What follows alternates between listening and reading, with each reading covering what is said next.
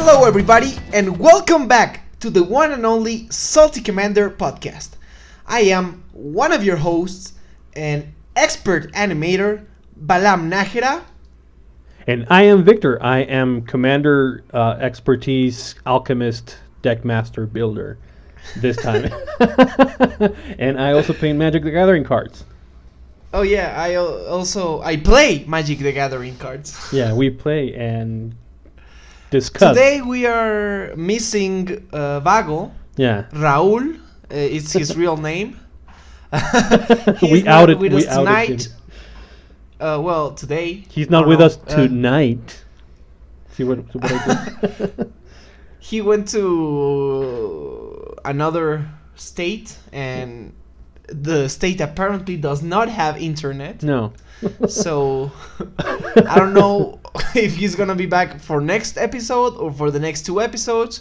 Who knows? Yeah, we don't know. But he's with us in spirit. Yeah. So what are we gonna talk about today, or tonight, or whenever you're listening? You tell us, Victor. This is a special episode for you. Yeah, because we missed me on the pet card episode, so I'm gonna talk about myself for an hour now, because you owe me. So to balance things out.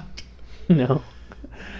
So this is not a fan requested, although I've seen some people, and it gives me joy, and it makes me proud that people acknowledge my deck on social media, because this is one of my if not my pet deck right now, or the one that I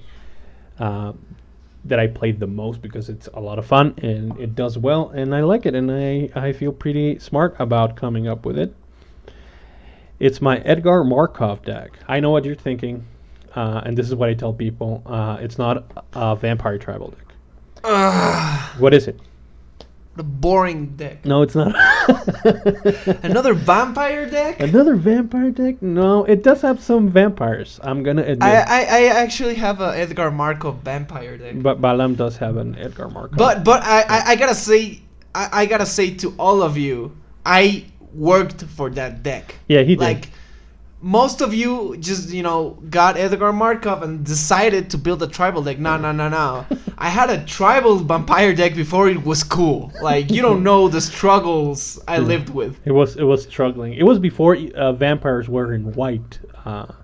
Later in Ixalan, they started putting vampires in white and stuff. He had it before. It was Grixis, right? It was a Grixis deck with Garza Vol, Garza Soul, the Grixis vampire. I don't know. It was so bad. I loved it, but I never played it. I built it and played it 5 times, and then never played it again until it was Edgar Markov. You know what I wanted to do? I wanted to do a vampire deck that was Jeleva Mill, because I had Mirko Vosk. That sounds cool. That sounds cool, but also never works. No, it never works. But this one does, because it's not a vampire deck. It does have some vampires, and Edgar Markov is a pretty straightforward vampire commander. But I don't use him as such. So Edgar Markov is a 3 CMC. I mean a 6 CMC. Oh, I'm on the moon right now. It's a 6 CMC, 3 of anything, 1 red, 1 white, and a black. It's a legendary creature, Vampire Knight. There's the first one of your clues. It's a 4/4. It has Eminence. Whenever you cast another vampire spell, if Edgar Markov is in the command zone or on the battlefield, create a 1/1 vampire, black vampire creature token.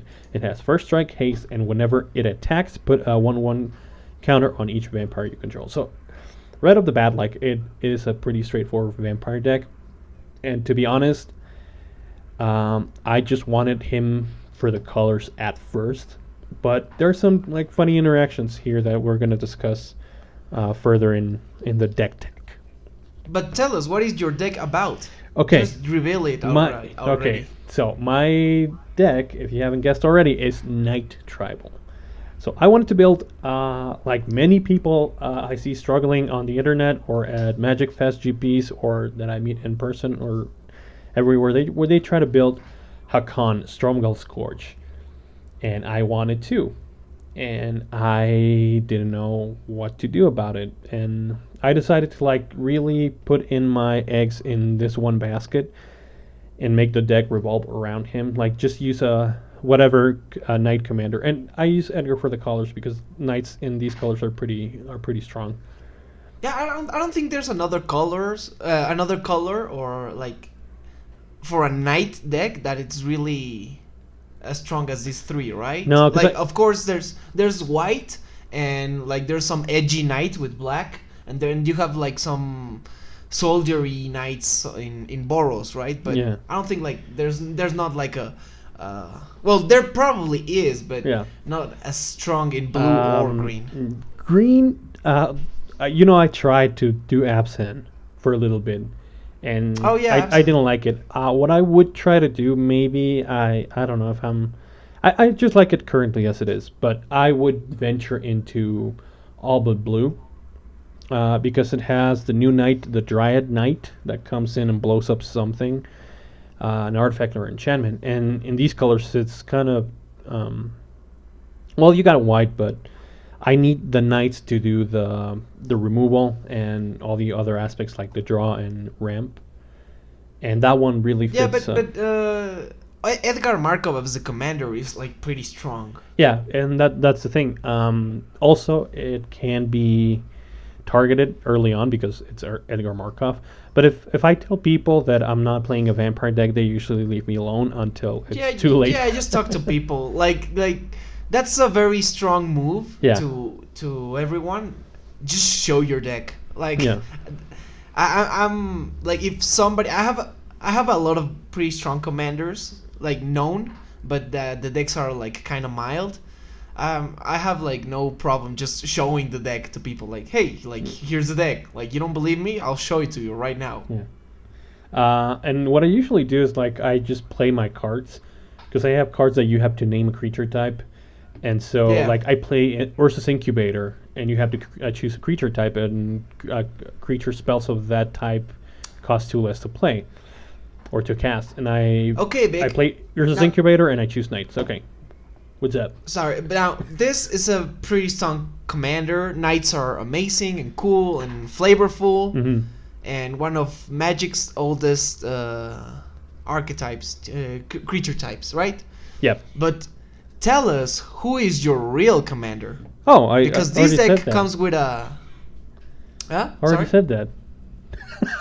Oh, You missed shit. it, brah. Yeah, it's Hakan Strumwell Scorch.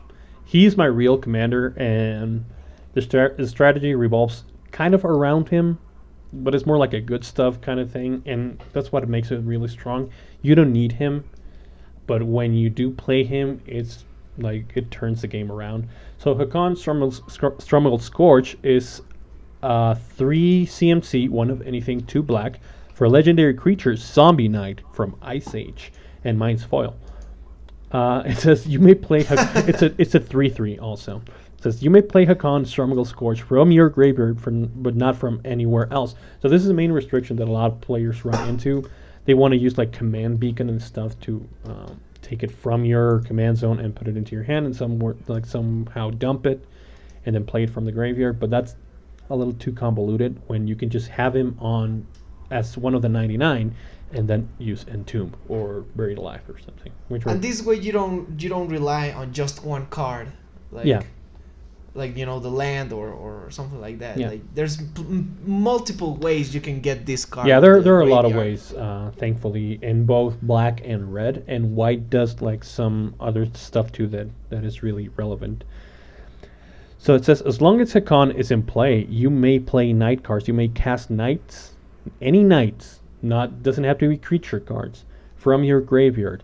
And when it dies, you lose 2 life, which it has come up, but it's not really relevant because I have a lot of life gain. So let's start off with like the ramp and card draw. I have like the pretty standard rock ramp, except for one, which is Knight of the Okay. White. What? First, let's talk about a little bit about Okay. Hakon. Like, how key is he in the deck? Okay, so what I try to do is just like get a lot of resource early on, or like try to draw and just like establish a board.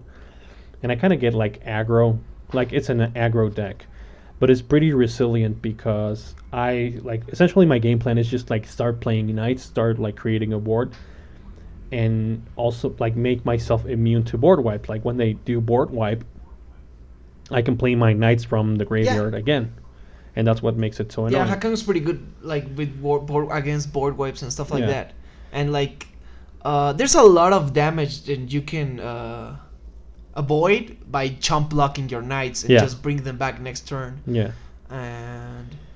And there's also like I knights that fog. Yeah, in general, knights have a lot of cutesy effects. Yeah. And like a lot of really good value as creature types. Yeah. So, you know, this deck is gonna have some cool combat tricks or annoying things like that, like the knight that fogs and stuff like that. Let me tell you guys, playing against this deck is super hard. Like, it's difficult. If he gets out a little bit out of control, Hakon just brings everything back. Yeah, and it's really hard to play against, because sometimes not even exile gets me, unless it's like I don't know, like people usually have. You have a lot of ways to. Yeah. You have a lot of ways to sacrifice Hakon and save him from that fate. Or like sacrifice all my creatures, or I don't know, get him out of the graveyard if my graveyard is gonna be exiled. Like even then I have stuff. So yeah, like what I was talking about the ramp, I have knights that ramp. Sadly, just one, which is Knight of the White Orchid. It's a 2/2 for 2 white. It's a creature, human knight, first strike, and when it enters the battlefield, if an opponent has more lands than me, I search my library for planes and put it into play. So that's like kind of recurable ramp that I have. Like if I sacrifice him, I can like play him over and over. It's like a Secure Tribe Elder with Meren of Clan of Thoth. I do not have a lot of planes though, because that doesn't come up very. You don't have a lot of planes. Planes. I have 1, 2, 3, 4, 5. But I think that's enough. I'm not gonna like get them all out from my deck. And I also have knights that draw me cards. I have Midnight Reaper, which is a zombie knight for 3/2 of anything, 1 black, 3/2. It's from Ravnica Allegiance or Guilds of Ravnica. One of those. I think Guilds. It says whenever a known it's Guilds of Ravnica. Guilds, yeah. It's a new one, yeah, and mine's foil. It says whenever a non-token creature you control dies, Midnight Reaper deals 1 damage to you and you draw a card. It kind of like also plays a little bit like the aristocrats. How do you pronounce it? Yeah, it has a lot of very aristocratic effects. This deck. Yeah. And and it just comes natural because I need to sacrifice my creatures to avoid them from Path to Exile, Swords of Plowshares, all that stuff. And I also have Knight of Dusk. It's 5 CMC, it's a 4/4, it's 3 of anything, 2 black. It's a creature vampire knight. And when it enters the battlefield, I draw X cards and lose X life, where X is the number of vampires I control. So the good thing about Knight of Dusk is that with Edgar, he's going to make a vampire creature token when it comes into play. So it's going to draw me at least... Wait. Knight of Dusk? Yeah. No, it's... well, mine's in Spanish. What's the name? It's from Ixalan 2, the second one. Champion of Dusk. There you go. Who? Champion of Dusk. Champion of Dusk. Yeah. Yeah, so when Champion of Dusk enters the battlefield, I draw X and I lose X, where X is the number of vampires I control. So when it enters the battlefield, is it going to draw me at least 2 cards from himself and from the token that Edgar Markov creates. And I can sacrifice him and like play him over and over, so it's like a recurable card draw. And yeah, like I think that plays a lot very well with Hakon. Yeah. But also it's like this kind of double synergy with this deck. Yeah. Like this deck is like a functions like, you know, like we have this kind of deck building idea that all decks should be like the Rube Goldberg machine. So one card should fit many pieces. Yeah. And this card works with like that, like the recursion of Hakon, but also with all the tokens you're gonna be getting from Edgar Markov. Yeah, and the tokens are nothing to scoff at because they serve their purpose. Yeah. They do a lot. They're like a lot of value. Like, and there's a lot of vampire knights. Yeah. And they're good vampire knights. Yeah, they're so really you good. run a lot of them in the deck, and so you kind of get the benefits, a lot of the benefits from playing Edgar Markov typical deck, but not really focused in that way. Like, this deck is just special that it's knight focused and Yeah. it does a lot of different new things. Yeah. I think that's so cool. Yeah, it's really cool. Yeah, and it can do anything. That's why I like it. And really, it's a more like it's an aggro deck, but it's a reactive deck also because I kind of play around like everyone. I don't know. I kind of wear out every other player essentially. So it's always going to be different, like depending on who I'm playing. And also on the Knight drawing cards, I have Knight of the Black Rose, which when it enters, I become the Monarch. And whenever an opponent becomes the Monarch, if I was the Monarch when the turn began, that player loses 2 life and I gain 2 life. Also, it's kind of like, well, this is a political card and I like it, but it's a Knight. Like, if I play it back from my graveyard, I become the Monarch again. And that being said, I have 12 card draw cards and I have 14 ramp because I am greedy with the mana on this deck. And your ramp is like artifacts and stuff like that. Yeah, it's rocks, and I have the land card, Cabal Coffers, and I have Black Market, which I need because like it's greedy, and I also have. You have. Huh? You have land tax, right? I do have land tax. I do have cheap ramp. It's no, that's I think of it as card draw. It doesn't like actually ramp. Just you get lands. Oh, it gets it to your hand. Yeah, to my hand. So I think of it as like draw. Yeah. And well, thinning. Yeah, but okay. And I have Sword of Feast and Famine, which I consider it's one of my pet cards, which I consider ramp because like you get twice the mana if you connect. And I have Urza's Incubator for my knights, and I have Smothering Tide, which is incredibly powerful. Okay, so what are the ways you get Hakon into your graveyard? Because you can't cast it from your hand, right? Yeah, or from anywhere else. Just the graveyard. Just the graveyard. Just the graveyard. So I have. Right, yeah. So what are the ways you get him in there? So I have the like most common tutors. I have Entomb, and I have Buried Alive. Buried Alive also gets me 2 other knights, which, like, if I have it early on, I'm going to do Hakon, I'm going to do Knight of the White Orchid, and I'm going to do Champion of Dusk. Because, like, if I do... Okay, let me read out Entomb and Buried Alive. Sure. So, Entomb, it's 1 black mana card.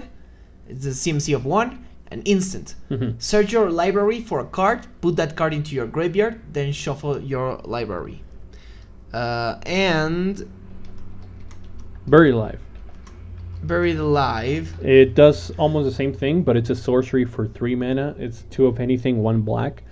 And you search your library for up to 3 creature cards. Entomb searches for non-creatures too. But Buried Alive just... So these cards are pretty powerful on their own. Yeah, they're pretty powerful. And like a lot of black decks run them. They're so good. Like it's kind of like tutoring. Yeah, I think in this deck is like these are like the MVPs, right? Yeah, in any like reanimator deck, they're amazing. But in this one, I need to get my pseudo commander into my graveyard to like start going. So yeah, I need cards like these. These are like going to search for Hakon and put him into my graveyard. Also works on the same vein as Corpse Connoisseur. Corpse Connoisseur is a 5 CMC 4 of anything, 1 black. It's a 3/3 zombie wizard. And when it enters the battlefield, you may search your library for a creature card and put it into your graveyard. If you do, shuffle your library. And it has Unearth for 3 and a black, so you can do it twice. You can entomb twice. But he's not a knight. He's not a knight, though. I wish he was, but... Shame! Shame! Shame! um, I think it's my. okay. To be fair, I think it's my only non-knight. Okay, I'm lying right now. I'm lying again. I also have anger, but I think those are the only. Two. Okay. What if you get Hakon into your like? What if you draw Hakon? If I draw him, I have other stuff that I can do. I can do sneak attack, which is 4 CMC. It's an enchantment for 3 and a red. And if you pay a red, you may put a creature card from your hand into the battlefield. That creature gains haste. Sacrifice that creature at the beginning of your next end step. So if you do it on the end step of an opponent, you get the creature for 1 whole turn, so you can attack or whatever. But I don't care much about, like, I mean, I do sometimes do, like, big sneak attack plays. But sneak attack is like such a big target. Yeah, sneak attack on its own, it's a very good card. Yeah, sneak attack is a bomb. And outside of getting Hakon into the battlefield or the graveyard, sneak attack can help you with your deck on its own. Yeah. Like a lot of knights have ETBs, and if you already have Hakon in the graveyard, you don't care about the dying part. No, like that's not. You can chomp block. Like sneak attack on its own is a very, very dope card. Yeah, sneak attack is amazing. And I also have one knight that helps me discarding cards. It's Olivia, Mobilized for War. Olivia Mobilized for War is a 3 CMC, 1 of anything, 1 black, 1 red. It's a legendary creature, Vampire Knight. See, there you go, another token. Vampire Knight. Knight. It flies. It's a 3/3, has flying, and it says whenever another creature enters the battlefield under your control, you may discard a card. If you do, put a 1/1 counter on that creature, a +1/+1 counter on that creature, and it gains haste until end of turn. And it becomes a vampire, which is not relevant. But if you play a creature and it enters the battlefield and you discard a card, that creature comes in with haste, and you may discard Hakon to like dump him in the graveyard. That's Olivia is so much value in this deck. yeah, Olivia's so much value. Like I don't like cards in my graveyard are not dead cards. I don't even think that a dedicated vampire deck gets as much value as you do from this card. Yeah. Because even if it's like a reanimatory deck, it's not doing something you actually like with your commander you actually play with. And the thing is, it turns them into vampires. Like a vampire deck already has vampires. It doesn't care about that. But your knights now become vampires. Yeah. And now a lot of your vampire knights can work off of this. Yeah, like my commander. Get more. Like your commander, exactly. That puts a lot of +1/+1 counters on all the vampires. Yeah. So maybe one of the human knights, one of the human knights gets that benefit now. Yeah, and I have like I mentioned, Champion of Dusk and all that stuff that cares about vampires, which is pretty cute. Also the haste thing, it's super good. Yeah, the haste thing is. I think people. I don't know if people do, but I think haste is still like super underrated in Commander. Yeah, I always want to have haste. Like that's why I have Lightning Greaves on this deck. I have Olivia. I have Anger. I want to have haste. Like it's awesome to have haste. I mean, everybody has haste on Commander, but I still feel like it's super underrepresented. Yeah. I don't know why. I think it should be more prevalent. I'm on the same. Like haste and vigilance. Yeah. I think would be like one of the most important battle mechanics in Commander. Yeah, I agree. I think vigilance is also pretty like even more so than flying. And everybody thinks about flying in Commander. Like, oh, it flies, and you can get evasion in many other ways. Yeah, and if you're haste and vigilance just make you play off a lot. Yeah, I think vigilance. That's why this card, the one that gives it +1/+1 and vigilance, the one from that you have to have the city's blessing. I don't know its name, but it's a tribal card, and I wanted to include it for so long. It didn't make the cut. Oh yeah, the white anthem. Yeah, it's an anthem for the creature of your creature type that you choose, and Yeah. yeah, it gives it +1/+1 and vigilance, which is like awesome. And not a lot of people realize, but vigilance is such a political ability. Like just having, and especially No, I don't think it's a political. I think it's apolitical. Like, well, yeah, like you're not it- making, you're just twisting someone's arm. yeah, I think like normally in Commander you tap yourself out and you turn into another person and say, hey, but don't attack me. Maybe we can make a deal. Yeah, Something like that.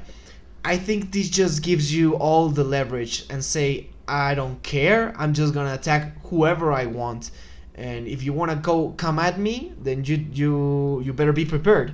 Yeah. So I think like vigilance gives you that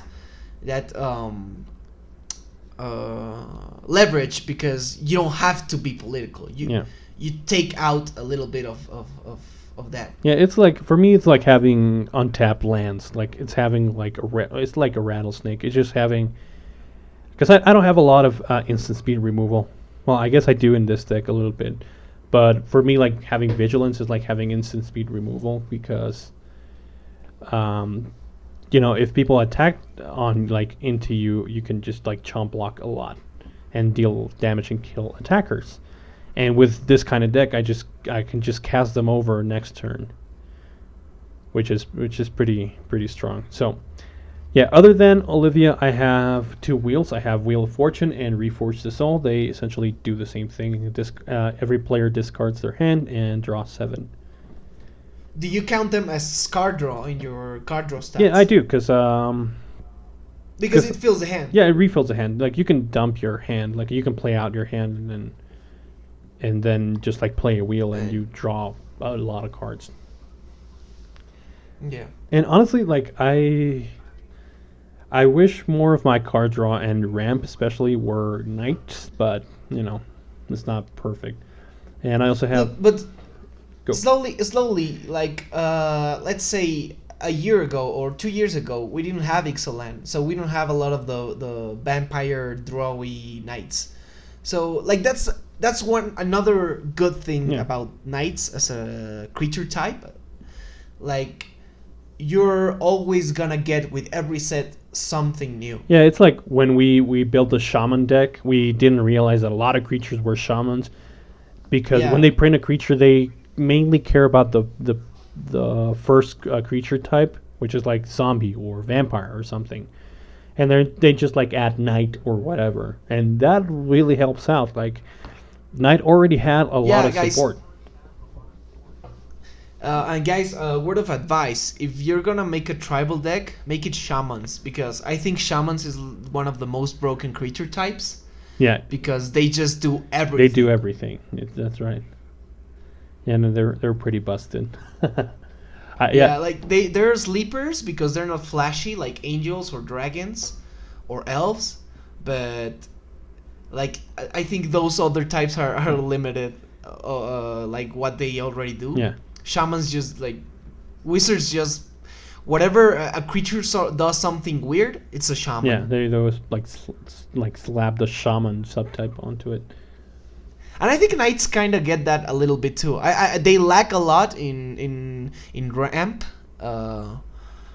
and they're starting to come at with the card draw. But I think they do a lot of things as well. If you like good stuff decks, certainly. And yeah, I have knights that I'm not gonna go like into every one of their abilities. If you like want to look them up. But I have knights that do everything. I have Pentarch, Paladin, and Vona, which are my removal knights. I have Thalia's Lancers, which when it enters the battlefield, I can search for a legendary creature. I mean, a legendary card. A lot of ETBs are good in this deck. Also, if you Okay, no, I think Pentarch, Paladin, and Vona are important to read. Okay. So let me pick up. So Pentarch Paladin, it's a 5 CMC. 2 colorless and 3 white. 2 generic and 3 white. Creature, human knight. It has flanking. Whenever a creature without flanking blocks this creature, the blocking creature gets -1/-1 until end of turn. And as Pentarch Paladin comes into play, choose a color. It has an activated ability that says 2 white and you tap this card, destroy target permanent of the chosen color. Mm-hmm. And this is why like haste was so important, because I remember we were playing a game where I had Pentarch Paladin in the graveyard, and if like when you cast them again, you can choose another color. So, and I had and I had instant. I think the strong part. Oh yeah, it's a 3/3. Yeah, it's a 3/3, which doesn't matter much. Yeah, but I think I had anger. The strong part is the destroy target permanent. Permanent. Yeah, I had in white. In white, I had anger. Yeah, it's a vindicate almost. I had anger, and I could cast him again from my graveyard, in case someone attacked me. Like I could just cast him again and just tap and destroy something, which was pretty. Okay, let me go with Vona, and then we talk a little bit more about these 2 cards because they kind of do the same. Yeah. So Vona, Butcher of Magan, again a 5 CMC card, 3 generic, white and a black. Legendary creature, Vampire Knight. Vigilance, lifelink. You tap this card, pay 7 life, destroy target non-land permanent. Activate this ability only during your turn. It's a 4/4. It's a 4/4. Boo. Now, yeah, that's the Vona. I think it's like way stronger than the other guy. Yeah, right? I think Vona's it costs 7 life. That's the thing. Yeah, that's the thing. But it also gains you 4, and if you're hitting, if you're dealing more damage, then you may gain more life. But and as we were talking, it has vigilance and lifelink. Yeah. Well, it doesn't matter that much, the vigilance on this one, just because it can attack, gain you back the life, and then tap, because you can only tap, and that's one of the things that I don't like, because these are my only 2 removal knights, and Vona taps on your turn. You can't do it on someone else's turn, which is kind of sad, but you know, it is what it is. But I mean, I think it would be very busted. Like these 2 cards already give you so much coverage. Yeah. Over like it says permanent. You can take planeswalkers, enchantments, artifacts, everything. Like that's the creature part. You already have it covered because knights are good at fighting. Yeah. And you have a lot of tokens. You have a lot of good stats all around. Yeah. These guys do so much on this deck because of that. And as you said, like the ability to have haste, like you just slam this down and tap it. Let's go. Yeah, and you destroy stuff. Yeah, that's really important. Yeah, that's true. What was I gonna say? I forgot. Never mind. Oh yeah, I do have. I was gonna say that I don't have a lot of non-creature removal. I have a lot of creature removal, and I have recurable creature removal, which we're gonna get to in a few minutes. Other knights include Thalia's Lancers. If they're worth reading, I'll read them, but they're pretty straightforward. Knight Exemplar, which has first strike, and other knights I control get +1/+1 and indestructible. Lena, Soulfless Champion. When she enters, I create 1/1 soldiers, not knights, but you know. And Sacrificer, and creatures with power less than Lena gain indestructible until end turn. Alenda, the Dusk Rose, which is a bomb. It's 4 CMC, 2 of anything, 1 white, 1 black, legendary creature, Vampire Knight. It's a 1/1 with lifelink, and whenever another creature dies, put a +1/+1 counter on Alenda the Dusk Rose. When Alenda the Dusk Rose dies, create X 1/1 white vampire creature tokens with lifelink, where X is Alenda's power.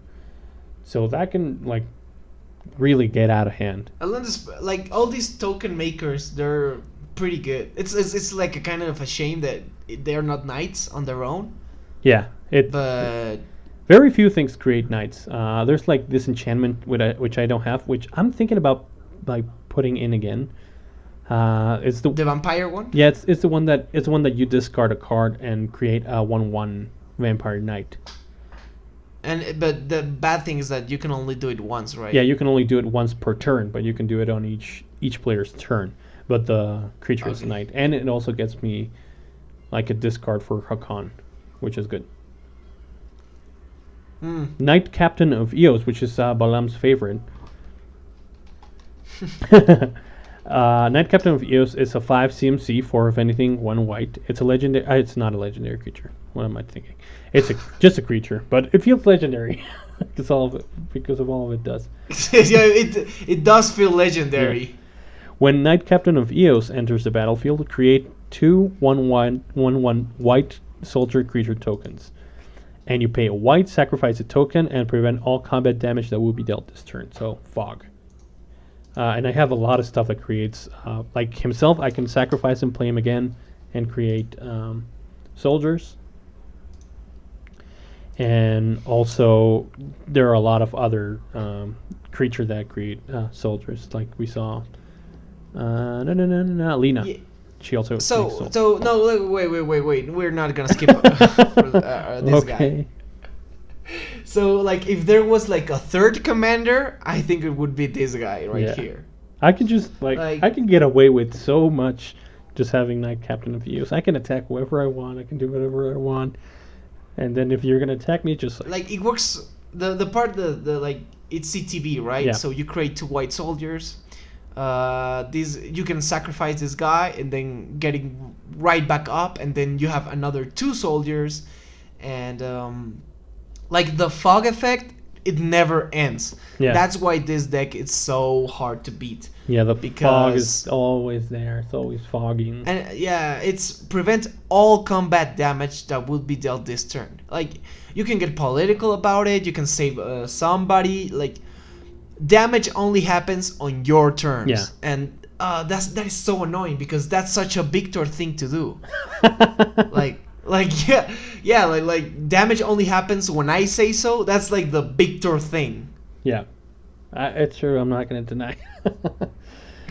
Yeah, I do whatever I want. If I And like, you don't want to attack into it. You don't want to get attacked after it. I don't know, man. Whenever you see the Knight Captain of Elves, that's pretty much it. Like, it's not game over, but the minute this guy hits the board, you're in for a long game. yeah, yeah, that's right. Also, like, it's really grindy. It's a grindy deck. Also, I have Hero Bladehold, which creates soldiers. I have Kinsbale Cavalier, which is really strong. Gives all my knights double strike, which it's pretty dope. I have Hero Blakehold, it's important to say, like, it also has Battle Battle Cry. Yeah, I have it mainly for the So- Battle Cry. Sometimes a lot of the, like, you're not gonna do a lot with the tokens. Like, they're good for value, right? Yeah, But like a bunch of 2/2s or 1/1s, maybe sometimes they're not really threatening, but with Battle Cry, like, it gets pretty. yeah, it gets out of hand. Like, alone the Hero Bladehold. See, like, we mentioned that this deck gets grindy, and Hero Bladehold deals 7 damage herself. And that's like just for the one creature, like, just chip away 7 damage at a time. That's not nothing. So I can just, like, slam Hero Bladehold and start chipping away people's life, which is pretty dope. For me, at least.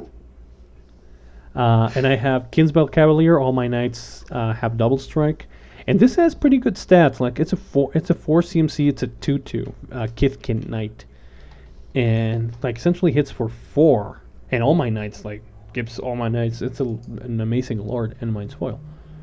And it's so cool that it's riding a goat. It's riding a goat, yeah.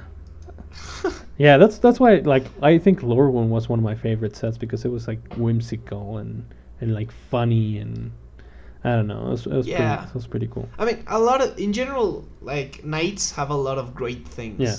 Like the fog guy. Like, instead of armor, like, his armor are like castles. Like, that's so dope. Yeah. And like, I love the art style of a lot of the knights. Yeah, me too. I'm sorry, I'm going through them. Yeah, they're pretty dope. Knight of the White Orchid is one of my favorites too. And obviously Hakan. That's one of my favorite artists, Mark Zug.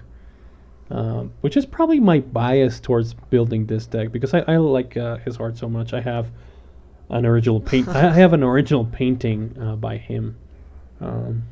Which Of what? of Mark Zug. It's Samurai Moth Rider Samurai. Oh yeah, I remember. Yeah, I have that one. So okay, so it's the original one. Yeah, it's the original art. So yeah, maybe like my love for his art, like, kind of led me into building this deck, but I don't know. It's a pretty sweet deck too, and the art's pretty sweet. Yep. Well, in the vein with the knights that win me the game, I have Joseph Vess, Lich Knight, which is a powerhouse. Like if I drop Joseph Vess with haste, have like anger or something, it's gonna be a big hit. Joseph is a 4 CMC, 2 of generic, 2 black. It's a legendary creature zombie knight. It's a 4/5 with kicker of 5 of anything and 1 black. You may pay an additional like that cost when you cast that spell. That's the kicker. And has menace. And when Joseph Vess Lich Knight enters the battlefield, if it was kicked, create 8 2/2 black zombie creature tokens with menace. These are knights. These are zombie knights, and that's They all have menace. yeah. They have menace like on top of like everything. yeah. This guy's pretty much game ender, right? Yeah. And I'm always like I don't always have all the mana, all the 10 mana to kick it. That's why I need like Black Market and Cabal Coffers. That's when usually. Oh, Black Market is so easy to get. Yeah, out, Black to get out Market in is this. just. And now I have a Smothering Tide. It's Smothering Tide with wheels, which allow me to do this much easier. Okay, let me read out both Black Market and Smothering Tide because they're so good in these colors. Okay, Black Market, 5 CMC, 3 generic, 2 black, enchantment. Whenever a creature dies, put a charge counter on Black Market. At the beginning of your pre-combat main phase, add 1 black mana to your mana pool for each charge counter on Black Market. And Smothering Tide. Smothering Tide. It's a 4 CMC. It's 3 of anything, 1 white. It's an enchantment. It says whenever an opponent draws a card, that player may pay 2. If that player doesn't, you create a treasure. And treasures, you sacrifice them, tap them for 1 mana of anything. Which, yeah, it's pretty dope. So these 2 enchantments in this specific combination, they're very good. Like Boros, like Mardu colors, don't really have a lot of ramp or like explosive mana things, unless like you're going super hard into black that has like for each swamp or stuff like that. Like black is a very selfish color when it comes to ramp. Yeah. So it's kind of hard to get ahead. But these 2 cards just break it out. Yeah. Like if you draw this, like you're good. Yeah, that's a lot, and especially for a greedy deck like this one, a deck that wants a lot of mana. That's why even if it's a 3-color deck, I included Cabal Coffers because of that. Okay, so moving on. This Joseph is especially powerful with these next 2 that I'm going to mention. Is Mirror Entity, which is the best knight of all. It's 3 CMC, 2 of anything, 1 white. It's the best tribal, whatever it wants to be. It's a shapeshifter and it has changeling, and it says this creature. Yeah. I totally forgot about, like, I was like, who is he talking about? Yeah. And yeah, I remember. That's a running joke. We're like, oh, I made this kind of deck, and it has the best elf. I don't know, and it's Mirror Entity. Yeah. Uh, Mirror Entity is the best fill blank creature type of all. Yeah. But this one is especially. It's a tiny bit better in this one, in Edgar Markov, because it creates vampire. Yeah, when you cast him or cast it. So that's pretty dope. And it's a changeling. This card is every creature type. It's every creature type in when you cast, like, everywhere, right? Like in your graveyard or anywhere. Yeah. Everywhere. And pay X until end of turn. Creatures you control have base power and toughness XX, and gain all creature types. And that is relevant too. That's good. That's really good. Like I totally forgot about the gain all creature types. Yeah, they gain all creature types. And like that makes you play with your like we said earlier, like with your vampire stuff. Yeah. And it like if I don't have any other anthem in play, I can pay 0 and all my creatures die, which is good if someone wants to cast. What's the one that you choose and exile all creatures? That you choose like planeswalkers and artifacts, and I love that card. What's the one? It's a really good one. It's an Orzhov for 1 white, 1 black. Well, you guys like tell us in the comments because we're we're having senior moments right now. Yeah, totally drawing blanks here. And the last one that like really closes out games. Actually, I'm proud to say that this one won me a game in a pod, and we were 1v1 paired once against each other. Lord of the Format, Sheldon Menery, grandfather of Commander, and drawing Martin Stromgald got me the game. So Martin Stromgald, okay. I'm looking it up. Yeah, because I have the cards right here, physical, but that's the the written text. I'm going to read the Oracle. It's a legendary creature, Human Knight. It's a 2 of anything, 2 red. It's the 4 CMC. It's a 1/1. And it says, whenever Martin Stromgald attacks, other attacking creatures get +1/+1 until end of turn for each attacking creature other than this guy. And whenever he blocks, does the same thing for blocking creatures. Like pumps up blocking creature for each blocking creatures too. So it's like a mini, what's the GOAT? The ones that, when it attacks, like it pumps your creatures. Also in the comments. Oh. Yeah, it's like a mini Crater Hoof Behemoth sort of thing. Crater Hoof, yeah. Yeah. This card is crazy. Like I didn't know it existed until like you like I've never seen you play it. No. Like so weird. It not always it comes down. Like I've played it very few times. And the reason why. But like this card, like it's crazy. Like it's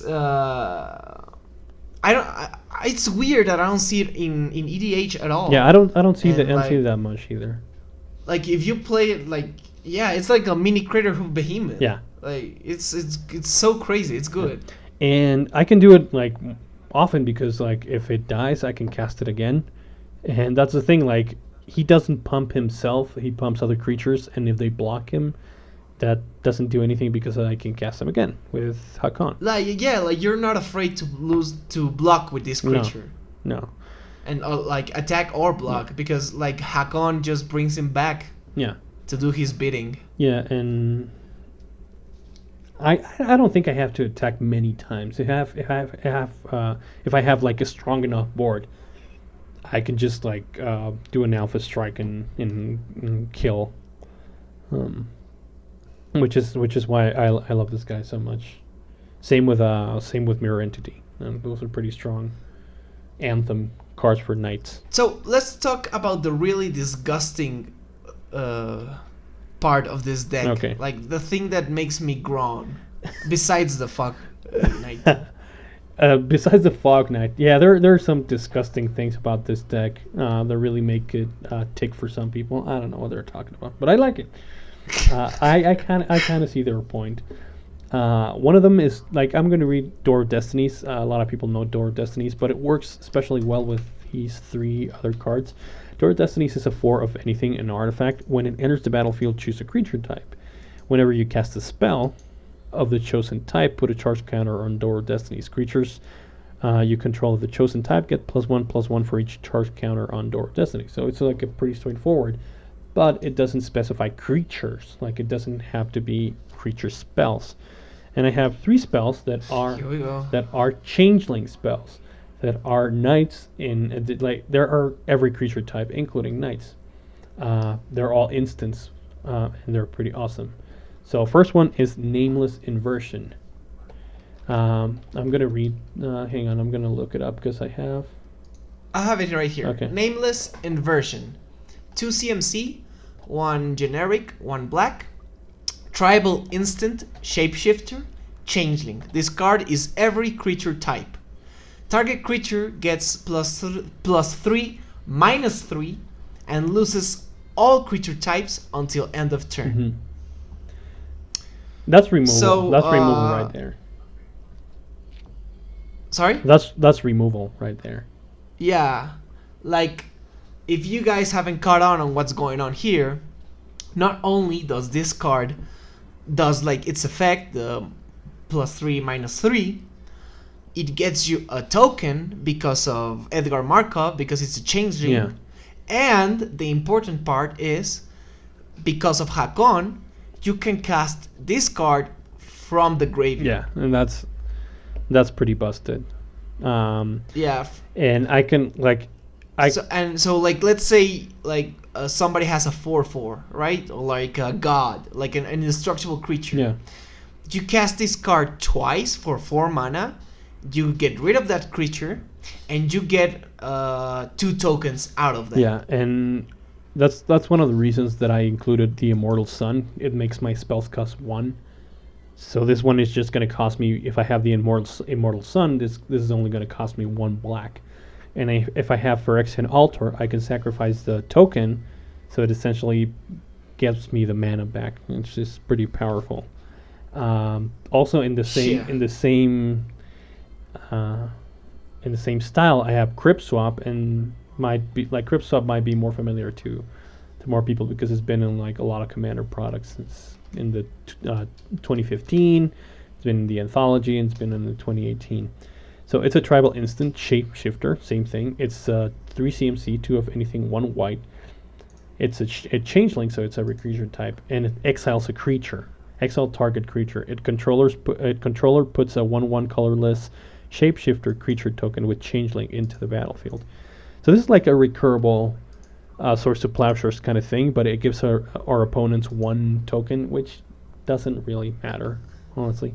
And it's like, it's exile. Yeah. That's pretty cool. Yeah, it's an exile.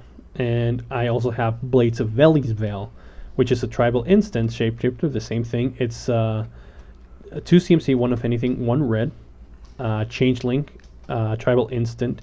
Up to 2 target creatures each get +2/+0 and gain all creature types until end of turn. It's also like an overrun effect, which is recurable. Yeah, like this becomes very easily like a pretty powerful overrun. Yeah, effect. and each of these get me a 1/1 vampire creature token every time I cast them. So that's pretty. And if you have Edgar Markov out with this card, like all your knights now become vampires, and all of them get the +1/+1. Yeah, exactly. So yeah, like these 3 cards are pretty disgusting in Hakon. Like, this is how you outvalue everybody. Like just casting a lot of annoying instants and getting rid of the boards, or making the board as you see fit. Yeah, it's just bonkers. It's just nuts. I also have some cards that I included for value's sake. I have Mardu's Cause, which is an enchantment that I think like every creature deck should have. It's 3 CMC, 2 of anything, 1 white, and it's an enchantment. Sacrifice a creature, prevent all damage to a creature or player from 1 source, and it doesn't target. What was the name? Sorry, I missed Mardu's Cause. Oh, okay. So this is like the fog knight sort of, but it's an enchantment which is a little harder to deal with, and I like it. I like it for like, it's a sack engine, sack outlet, and it also fogs, so it's pretty cool. And I also have Pull from Eternity, which is one of the texts that I use for if in case Hakon gets exiled and I can't protect him, I can't sacrifice him or whatever on time. It's an instant from Time Spiral, which is ironic. It says put target. It's a white. I'm sorry, for 1 white. Put target face-up card that has been removed from the game, that's like on exile, into its owner's graveyard. So if Hakon was exiled by whatever, I can just like play this one for just 1 white as instant, and get him again onto the graveyard. Okay, that's a cute thing. Like, yeah, that's a cute thing. That's like if he gets exiled, which does happen, like people like catch up with what I'm trying to do and like try to exile him, and I have this as my plan B sort of thing. It's fail safe. Yeah. Ya me tengo que ir. Ya llegó mi carnal.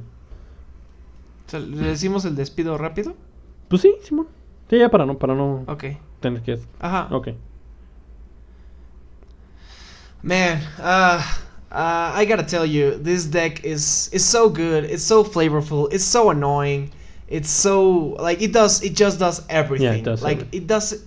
it doesn't get held back by its colors. No. One of the things that I like that you can do against this deck, it's not a particularly fast one, but usually people don't catch onto what is going on until it's too late. And if you And like you can always politic and EDH. And, you can know. make the games go longer if you want to. Yeah, but it's not a Man, fast but one, but yeah. it does punch hard when it gets going. Like when I have like all the mana that I want, it really does like do a lot of things. Well, thank you very much for sharing your deck with us, Victor. Yeah, you're welcome. With everybody. It's gonna be in the description. I Uh, have it's not up to date, but like the main things are still there, like the main engine. So it's gonna be probably in the comments below and description below from Tapped Out. Yeah. If you want to check it out. If there's anything like you want to add to us about the deck, ask us. Like we're pretty active on Twitter. Yeah. Any suggestions also? Yeah. You can also like put it on the comments on YouTube. Yeah. Whatever you prefer to find us, you can find us on Twitter, YouTube, SoundCloud. Your preferred social media. Ask us things, like, comment, subscribe if you like the deck. Yeah, if you like the deck. If not, then let me know if you have like an obscure deck that you like a lot. That's like revolving. Yeah. Share with us like your weird decks Yeah. that do way too many things but work perfectly. Yeah. Like we love those kind of. Yeah, we love them. I know we know people have those kind of decks, and we wanna hear about them. Yeah. So, thank you very much for listening. Thank you for being here with us. And we will see you on the next episode of Salty Commander Podcast. Until next time, Stay salty. stay salty.